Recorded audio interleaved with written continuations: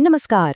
આજે આપણે એવા ખજાનાની વાત કરીશું જે સોના ચાંદી કરતાં પણ ક્યાંય વધારે કિંમતી છે અને છતાં એ આપણી ચારેય બાજુ છે. આ છે આપણી પૃથ્વીના કુદરતી સંસાધનો, જેના વગર આપણું જીવન શક્ય જ નથી. ચાલો આ અદ્ભુત દુનિયાને જરા નજીકથી નિહાળીએ. તો સૌથી પહેલો સવાલ, આખરે આ ખજાના છે કયા? આ એક જ સવાલ આપણને આખી ચર્ચામાં રસ્તો બતાવશે. ચાલો સાથે મળીને શોધીએ કે આપણો ગ્રહ આપણને કઈ અમૂલ્ય ભેટો આપી રહ્યો છે. તો ચાલો એકદમ બેઝિક વાતથી શરૂ કરીએ. કુદરતી સંસાધનનો સાચો અર્થ શું થાય છે, આ સમજવું બહુ જ જરૂરી છે, કારણ કે આખી વાતનો આધાર આના પર જ છે. સાવ સરળ શબ્દોમાં કહીએ તો સંસાધન એટલે એવી કોઈપણ વસ્તુ જેનો આપણે કોઈક રીતે ઉપયોગ કરી શકીએ. જેમ કે જંગલમાંથી મળતું લાકડું એ એક સંસાધન છે, જેમાંથી આપણે ફર્નિચર જેવી કામની વસ્તુઓ બનાવીએ છીએ. એ કુદરત તરફથી મળેલો એક કાચો માલ છે. હવે આ જે કુદરતી સંસાધનો છે ને, એના મુખ્યત્વે બે પ્રકાર પડે છે. એક છે પુનઃપ્રાપ્ય, એટલે કે એવા સંસાધનો જે ફરીથી બની શકે છે, અને બીજા છે બિન પુનઃપ્રાપ્ય, એટલે કે જેનો જથ્થો મર્યાદિત છે. આ નાનકડો તફાવત આપણા ગ્રહના ભવિષ્ય માટે બહુ મોટો અર્થ ધરાવે છે. આપણો પહેલો ખજાનો એવો છે જેને આપણે જોઈ શકતા નથી, પણ એના વગર એક પળ પણ જીવી નથી શકતા. હા, બરાબર સમજ્યા. આપણે વાત કરી રહ્યા છીએ હવાની. જરા આ ચાર્ટ જુઓ.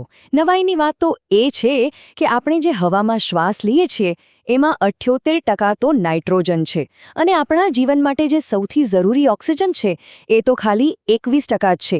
કુદરતનું સંતુલન જુઓ, જીવન માટે એકદમ પરફેક્ટ.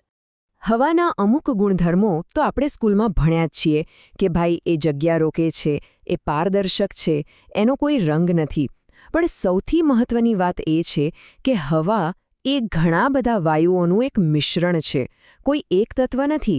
પણ એક સવાલ થાય કે આ જે શાંત હવા છે એ અચાનક પવન કેવી રીતે બની જાય છે? કઈ એવી શક્તિ છે જે તેને ગતિ આપે છે? અને જવાબ છે સૂર્ય. જ્યારે સૂર્ય પૃથ્વીના અલગ અલગ ભાગને ગરમ કરે છે ત્યારે ગરમ હવા હલકી થઈને ઉપર જાય છે અને ઠંડી હવા એની જગ્યા લેવા દોડી આવે છે. બસ, હવાની આ હલચલને જ તો આપણે પવન કહીએ છીએ. કેટલી સરળ પણ અદ્ભુત પ્રક્રિયા છે નહીં? હવાથી આગળ વધીએ તો આવે છે જીવનનું અમૃત, એટલે કે પાણી. ચાલો હવે પાણીની આ વિશાળ દુનિયામાં એક ડૂબકી મારીએ. આપણી પૃથ્વીનો લગભગ 2/3 ભાગ પાણીથી ઘેરાયેલો છે. આ સાંભળીને તો એવું જ લાગે ને કે પાણીની તો કોઈ કમી જ નથી, બરાબર? પણ સાચી વાત કંઈક અલગ જ છે.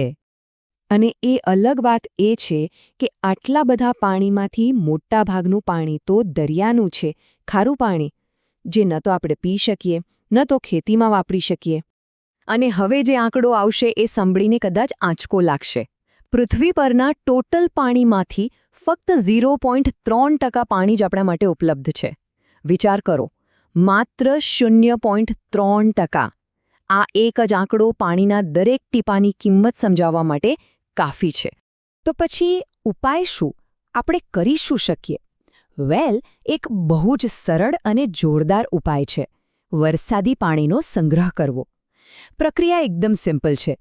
છત પર પડતા વરસાદના પાણીને ભેગું કરો, એને પાઇપથી ટાંકીમાં લાવો, બરાબર ફિલ્ટર કરો અને બસ ભવિષ્ય માટે સાચવી લો.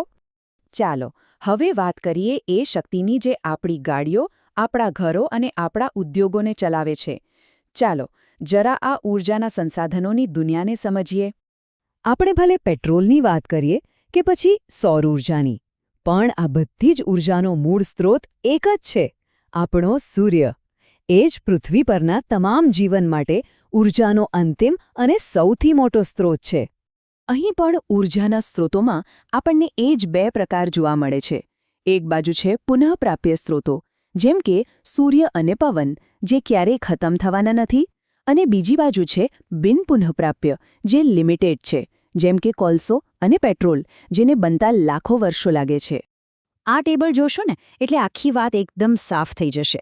એક તરફ છે કુદરતની એવી ભેટો જે આપણને મળતી જ રહે છે, અને બીજી તરફ છે એવો ખજાનો જે એકવાર વાપરી લીધો પછી ખતમ.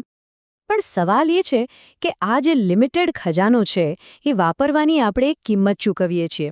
જ્યારે આપણે કોલસો કે પેટ્રોલ બાળીએ છીએ ત્યારે આપણને ઊર્જા તો મળે છે, પણ સાથે સાથે વાતાવરણમાં એવો ઝેરી ધુમાડો અને ગેસ પણ ફેલાય છે જે આપણા પર્યાવરણને બહુ મોટું નુકસાન કરે છે.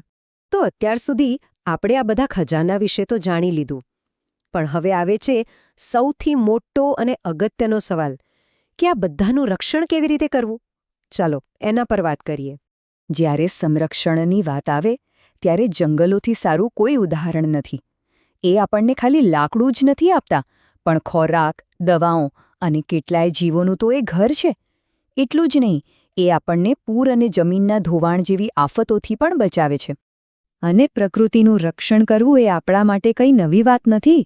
જેવું કે અહીં લખ્યું છે, ભારતમાં તો પ્રાચીન કાળથી જ જંગલોનું સન્માન અને એની રક્ષા કરવાની એક મજબૂત પરંપરા રહી છે. અને એ જ પરંપરાનું એક જીવતું જાગતું ઉદાહરણ છે વન મહોત્સવ. દર વર્ષે જુલાઈ મહિનામાં લાખો લોકો ભેગા મળીને નવા વૃક્ષો વાવે છે. આ એક રીતે પ્રકૃતિનો આભાર માનવાનો અને આપણી જવાબદારી નિભાવવાનો ઉત્સવ છે. તો આખી વાતના અંતે એક સવાલ મનમાં આવે છે. પ્રકૃતિ પાસે આપણી બધી જ જરૂરિયાતો પૂરી કરવા માટે પૂરતા સંસાધનો છે, પણ સવાલ એ છે કે ક્યાં સુધી? જો આપણે આ અમૂલ્ય ખજાનાને આડેધડ વાપરતા જ રહીશું તો આપણી આવનારી પેઢીઓ માટે શું બચશે? આ એક એવો સવાલ છે જેનો જવાબ આપણે દરેકે શોધવો પડશે.